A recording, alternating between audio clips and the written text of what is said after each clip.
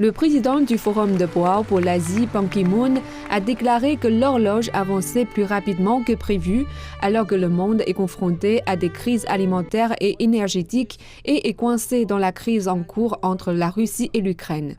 We do not have much time left. Clocks are ticking on multiple... Il ne nous reste pas beaucoup de temps. Les horloges font tic-tac sur de nombreux fronts.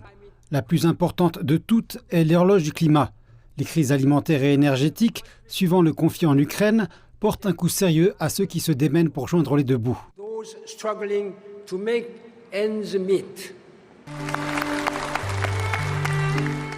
Dans son discours liminaire au Forum de Boao ce jeudi, le nouveau Premier ministre chinois Li Qiang a déclaré que le monde est à la recherche de certitudes en matière de croissance et il souhaitait poursuivre sur la voie d'un avenir meilleur. Il a ajouté que la Chine ne cherchait pas à prendre le contrôle des autres ou à les coloniser pour atteindre ses objectifs. Il nous faut mettre en œuvre l'initiative de sécurité mondiale, promouvoir la vision d'une sécurité commune, complète, coopérative et durable, nous opposer à l'usage abusif de sanctions unilatérales et à la juridiction au bras long, rejeter la prise de parti, bloquer la confrontation et la nouvelle guerre froide et répondre aux différences et aux différends par des moyens pacifiques afin de maintenir ensemble la paix et la tranquillité mondiale.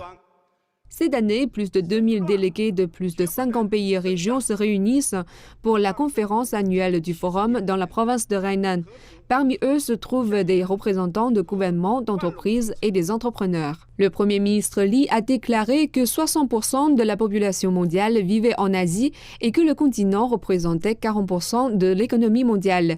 Il a appelé les dirigeants politiques et les chefs d'entreprise à injecter une nouvelle énergie dans la gouvernance mondiale et à œuvrer pour un développement et une collaboration de haute qualité dans le cadre de l'initiative La ceinture et la route. Travailler ensemble pour construire un centre de croissance plus dynamique afin d'apporter une plus grande certitude à la reprise économique mondiale. L'Asie, avec près de 60% de la population mondiale, près de 40% de l'économie mondiale et plus de 30% du commerce international, est une ancre et un propulseur de la croissance mondiale et une source d'élan pour l'économie mondiale.